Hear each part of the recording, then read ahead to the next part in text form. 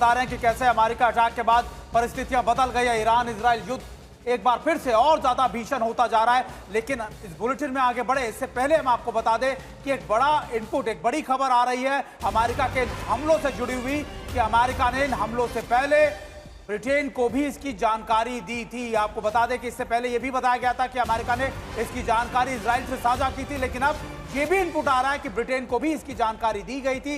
यानी अमेरिका ने पूरे कॉन्फिडेंस में ले लिया था इजराइल को भी और ब्रिटेन को भी। ब्रिटेन भी लगातार एक बड़ा सहयोगी अमेरिका का रहा है और खासतौर पर अगर आप देखें कि इजराइल को एक शील्ड प्रोवाइड कराने में जहां अमेरिका की भूमिका रहती है, वहां ब्रिटेन की भी भूमिका रहती है। और इस लड़ाई में ब्रिटेन भी, आप कह सकते हैं कि पूरी जानकारी ब्रिटेन को दे दी गई थी, सूचना पहले से अमेरिका ने दे दी थी। और इस खबर के बाद हम सीधा चलते हैं शिवानी के पास, जो तेल अवीव में या हाइफा में मौजूद है खासतौर पर, और हाइफा में किस तरीके की परिस्थिति है शिवानी से जानते हैं। देखिए सुमित, मैं आपको बता दूं कि मैं इस वक्त वर्ल्ड एक्सक्लूसिव तस्वीरें आज तक पर दिखा रही हूं, क्योंकि ये वो जगह है जो आप पहली बार देख रहे हैं आज के हमलों के बाद, जो एक बैलिस्टिक मिसाइल गिरी है हाइफा में सुबह। और इसकी इंटेंसिटी और पेलोड की बात ये कही जा रही है कि लगभग 1000 किलो से ज़्यादा का वॉरहेड लेकर ये मिसाइल यहाँ पर गिरी। इसका इम्पैक्ट आप देखिए किस तरह से, एक पूरा स्क्वायर था यहाँ पर, सिटी स्क्वायर था, इस पूरे सिटी स्क्वायर को यहाँ पर ध्वस्त कर दिया गया है। इस मिसाइल के हमले के बाद ये पूरा सिटी स्क्वायर ध्वस्त हुआ है। इसके आगे जाने की मनाही है, लेकिन आप देखिए यहाँ पर एक मूर्ति लगी हुई थी। इस मूर्ति और इस फाउंटेन को बहुत नुकसान यहाँ पर पहुँचा है। यहाँ पर क्लियरेंसेस का काम चल रहा है। सुमित, आप देखिए कि किस तरह से यहाँ पर ये जो जेसीबी मशीनें हैं इस मलबे को हटा रही हैं। तो आप ये देखिए, एक जो घर यहाँ पर है उस घर के अंदर कितना नुकसान पहुंचा है। तो हाइफा से ये एक्सक्लूसिव तस्वीरें आपको मिल रही हैं। हाइफा वही इलाका है जहाँ पर 2 दिन पहले भी एक बड़ा हमला हुआ था, लगातार टारगेट पे रहा है ईरान के हाइफा। और यहाँ पर आप देखिए किस तरह से रिस्टोरेशन का कार्य चल रहा है। ये जो सड़क है, इस सड़क को पूरा क्लोज किया गया है, कॉर्डन ऑफ किया गया है। सिक्योरिटी एजेंसीज यहाँ पर मौजूद हैं। शिवानी, आप वहाँ पर ग्राउंड जीरो पे मौजूद हैं। शिवानी, अगर आप मुझे सुन पा रही हैं, शिवानी आप ग्राउंड जीरो पे वहां पर मौजूद हैं, जरा ये बताइए, लगातार ये खबरें भी आ रही हैं कि हाइफा में अलर्ट इस बार नहीं हुआ था, अलर्ट फेलियर हुआ था और इसका इन्वेस्टिगेशन भी जो है वो आईडीएफ ने शुरू कर दिया है। आखिर ये क्या हुआ था और लोकल लोग वहां पर इस बारे में क्या बात कर रहे हैं? प्रणय, मेरी अभी बात हो रही थी, एक यहाँ के जो लोकल फैमिली है उन्होंने ये बताया कि आज पहली बार ऐसा हुआ है जब यहाँ पर सुबह हमला हुआ लेकिन सायरन नहीं बजा। तो ये बहुत चिंता की बात है और इस पूरे मामले में इन्वेस्टिगेशन ऑन कर दिया गया है। इस बात की पूछताछ की जा रही है कि किस तरह से ऐसा हुआ कि सायरन बिना बजे, क्योंकि सायरन का वो मैकेनिज्म होता है जब लोगों को आगाह कर दिया जाता है, अचानक सायरन बजता है तो लोग शेल्टर होम्स में जाते हैं, लेकिन जब ये हमला हुआ है आज सुबह तो सायरन नहीं बजा है, जो चिंता की बात है। Can you speak to us, do you know English? So this is how, यहाँ पर जब लोग हैं वो ये बता रहे हैं कि सायरन नहीं बजा। और ये जो खासतौर पे ये वाली जो मिसाइल है, जिसके जो मैं दिखा रही हूँ, ये मिसाइल गिरी तो सायरन नहीं बजा और इन्वेस्टिगेशन किया जा रहा है। लोग ये उम्मीद भी लगा रहे हैं कि ऐसा आगे ना हो, क्योंकि निश्चित रूप से ये बड़ी चिंता की बात है इजराइल के लिए। शिवानी, लेकिन ये बताइएगा, सामने जो तस्वीरें नजर आ रही हैं काफी इंपैक्ट हुआ है, ये कौन सी इमारत थी यहाँ पर और क्या ये रिहायशी इलाका है? यहाँ पर क्या लोग रहते थे? बिल्कुल, देखिए ये जो इलाका है, ये जो आपको ध्वस्त हुआ मलबा दिखाई दे रहा है, ये सिटी स्क्वायर का इलाका था। ये एक पार्क है, इस पार्क के बाहर एक बड़ा चौराहा था जिस पर एक स्टैचू लगा था और वो स्टैचू पूरी तरह से गिर गया है। उसके बिल्कुल ठीक सामने, यानी 50 मीटर की दूरी पर ये रिहायशी इलाका है। आपको ये घर दिख रहे होंगे जिनको बहुत ज़्यादा नुकसान हुआ है। यहाँ पर घायल भी हुए हैं कई लोग, ऐसा बताया जा रहा है। तो ये जो इलाका है, यहाँ पर एक बैलिस्टिक मिसाइल आई है ईरान की तरफ से। आप देखिए सिक्योरिटी एजेंसीज यहाँ पर लगातार मुआयना कर रहे हैं। ये लोग देख रहे हैं कि आखिर कितना नुकसान हुआ है। इन पूरी जगहों को खाली करा लिया गया है, किसी को जाने की इजाज़त नहीं, क्योंकि कई बार ऐसा होता है कि जो वॉर हेड्स होते हैं वो बाद में भी एक्सप्लोड करते हैं। तो लोगों के लिए वाकई में एक चिंता की बात है। और हाइफा से ये सीधी तस्वीरें मैं आपको दिखा रही हूँ सिर्फ आज तक।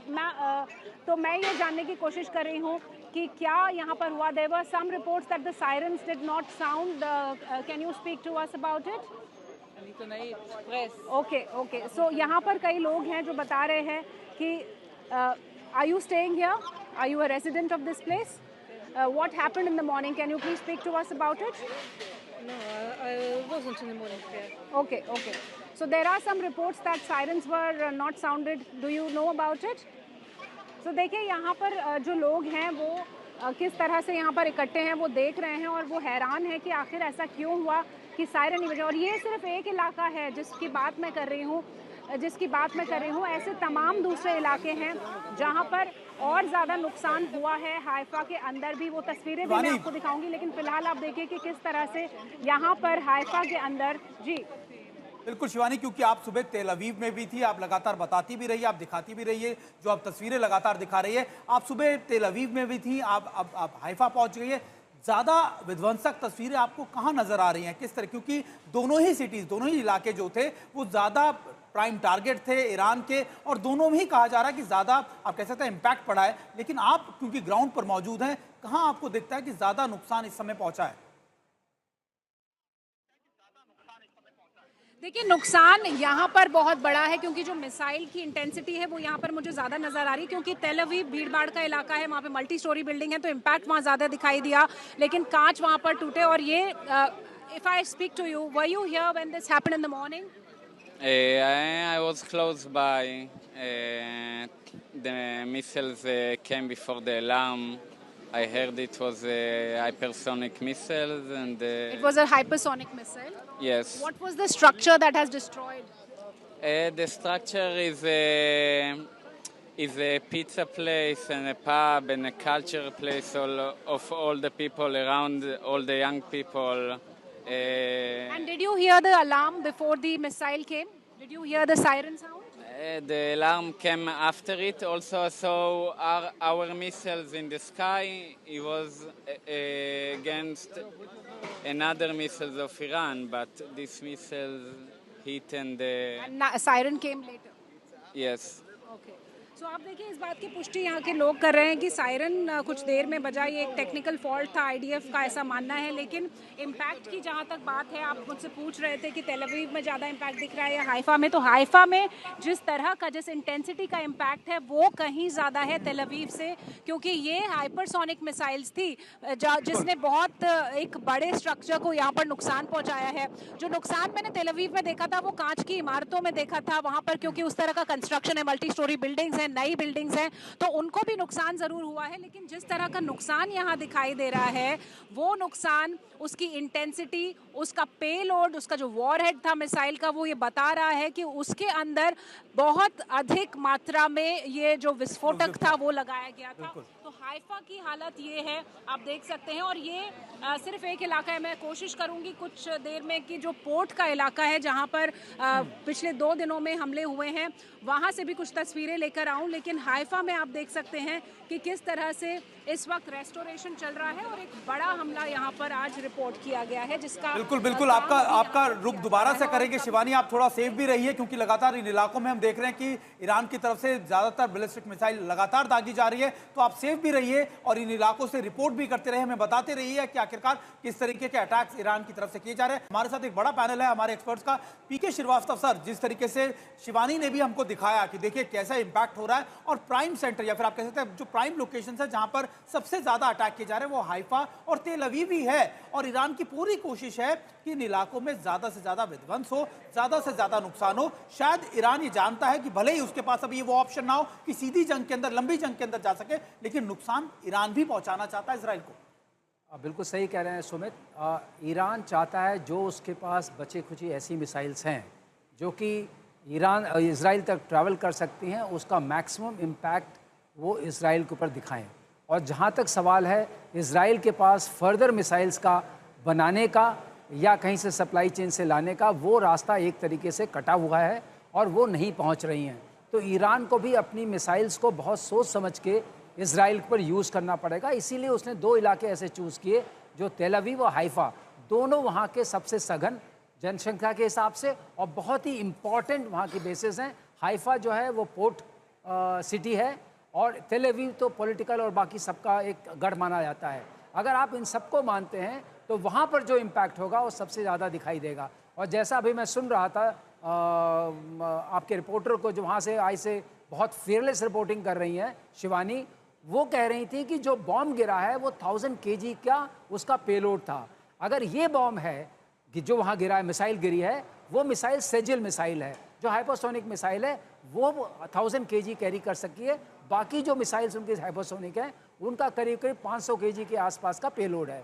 तो अगर सेजिल गिरी है और इनको इन्फॉर्मेशन नहीं मिली है, क्योंकि ईरान से जो भी मिसाइल लॉन्च होती है कम से कम 10 से 12 मिनट का टाइम होता है, क्योंकि सैटेलाइट इमेजरी और बाकी जो उनके पास इंटेलिजेंस नेटवर्क्स हैं उससे इजराइल को पता चल जाता है कि ये मिसाइल अब इजराइल की तरफ आ रही है।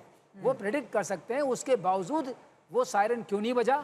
इसके लिए या तो हो सकता है कि जो पुराने जो डेबरी वगैरह गिरे हों उसमें वो नष्ट हो गया हो, लेकिन इस सायरन का बजना बहुत ज़रूरी है, बिकॉज लोग जितने वहाँ के लोग हैं बंकर्स में जाते हैं, अपने को सुरक्षित करते हैं। बिल्डिंग्स, आपने एक चीज़ और देखी होगी कि वहाँ बिल्डिंग्स का नुकसान हो रहा है, लेकिन आदमी जो जिसे जनहानि कहते हैं वो बहुत मिनिमल है। बिल्कुल बिल्कुल, लेकिन सर ज्यादातर नुकसान अगर आप इंसानी आप कह सकते हैं कि लोगों के कैजुअलिटी जो हो रही है वो ईरान में बहुत ज्यादा। अशरफ हमारे साथ जुड़े। अशरफ देखिए, बिल्कुल जिस तरीके से श्रीवास्तव सर कह रहे थे कि जो इकोनॉमिक नुकसान है या फिर आर्थिक नुकसान है वो इजराइल में दिख रहा है, लेकिन जो कैजुअलिटीज हैं उनके नंबर ईरान से ही ज्यादा ना आ रहे हैं, ऐसा क्यों? हाँ, इसकी वजह जो है साफ है। वहाँ पर कोई बैंकर सिस्टम नहीं है पूरे ईरान में, ना ही तेहरान में और ना ही किसी और शहर में। वहाँ पर सायरिंग सिस्टम नहीं है, और दूसरी तरफ जो एयर डिफेंस सिस्टम है उसमें भी काफ़ी कमी है ईरान की इजराइल के मुकाबले में। लेकिन अगर हम दूसरी चीज़ों को देखें, इजराइल छोटा सा देश है, उससे 10 गुना बड़ा जो है ईरान है। और मैं आपको सुमित सुबह से एक महत्वपूर्ण बात ये कहना चाहता हूँ, मैंने अमेरिकन आर्मी को बहुत करीब से देखा है। अफ़गानिस्तान में जब तोरा बोरा पर बॉम्बिंग हो रही थी, मैं तो उसके बाद ही अफ़गानिस्तान भी गया था। ये इनके पास हाई क्वालिटी और सोफिस्टिकेटेड वेपनरी भी है, बॉडी गियर भी है, लेकिन जो एक जिस तरह से भारतीय सेना में एक जोश होता है उसकी बहुत कमी है अमेरिकी सैनिकों में भी और इजरायली सैनिकों में भी।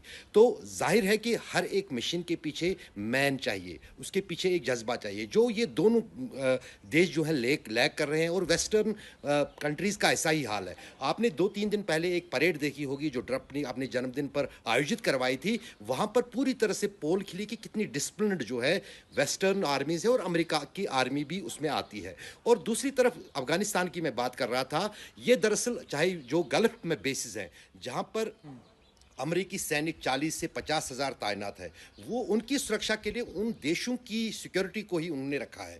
वो इतने मतलब अब थ्रेट नहीं कर सकते हैं। तो कहीं ना कहीं जो है अमेरिका के लिए सबसे बड़ी चिंता यही है कि यदि प्रॉक्सीज की तरफ से या फिर ईरान की तरफ से इन बेसिस पे कोई हमला होता है तो उनको कौन बचाएगा, क्योंकि पूरी तरह से निर्भर होते हैं ये स्थानीय जो सिक्योरिटी का ढांचा है। मतलब मान लीजिए अगर 10 लोग किसी बेस में है, उसमें 1000 लोग या 100 लोग जो हैं वहां स्थानीय देश की इस आर्मी के होंगे। तो ये कहीं ना कहीं सबसे बड़ा कंसर्न आप बता रहे हैं। देखिए अशरफ, क्योंकि हमारे साथ, माफ कीजिएगा अशरफ आपको बीच में, रविंदर सर भी हमारे साथ जुड़े हुए हैं। रविंदर सर, जिस तरीके से अशरफ बता रहे थे कि प्रॉक्सी भी एक मेजर कंसर्न, और हूती तो हमने देखा कि अमेरिका के कितने प्रीडेटर ड्रोन्स उन्होंने मार गिराए, लगातार शिप्स पर अटैक कर दिया। तो क्या ऐसा लगता है कि ईरान अटैक ना भी करे लेकिन एक बड़ा आपके साथ थ्रेट या फिर एक बड़ी दिक्कत अमेरिका के लिए या फिर यूरोप के बाकी देशों के लिए जरूर पैदा कर देगा हूती के माध्यम से?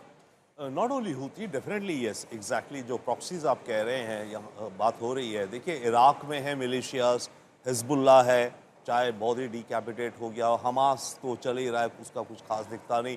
तो इस तरह के हिजबुल्लाह और इराक में मिलिशिया, सीरिया में भी कुछ हैं, हूतीज़ भी हैं। तो ये रहेंगे, इनका कुछ ना कुछ ये अपना एंटी अमेरिका, एंटी इजराइल अपनी हरकतें करते रहेंगे। किस हद तक कर पाते हैं वो नहीं कह सकते, बट एज ऑफ नाउ लगता है कि ये ज़्यादा नहीं कर पाएंगे। बट वही तो खतरा है कि ईरान कुछ ऐसा करे, या बीच में ये सब डिस्ट्रीब्यूटेड हैं, ये जिनके सपोर्टर्स, प्रॉक्सीज वगैरह, और अरब कंट्रीज़ के अंदर मैं तो बार बार ये भी देखता हूँ कि अरब कंट्रीज़ के अंदर जो वहाँ की पॉपुलेशंस हैं वो कैसे रिएक्ट कर रही हैं सब चीज़ों को लेकर के। तो एक तरह से बहुत बड़ी गैम्बल भी है ट्रंप की, क्योंकि अगर यहाँ फंस गए तो ट्रंप का पूरी प्रेसिडेंसी, देखिए बिल्कुल ट्रंप के ऊपर भी अगर, क्योंकि ये कहा जा रहा था कि पीस मेकर, डील मेकर है, लेकिन अब हो क्या रहा है, बिल्कुल सारी चीजें हाथ से निकलती जा रही है। अमेरिका को भी अपनी सैनिकों को इन्वॉल्व करना पड़ रहा है, जो ट्रंप नहीं चाहते थे, जो ट्रंप कहते रहते थे कि हम ऐसा बिल्कुल नहीं चाहते।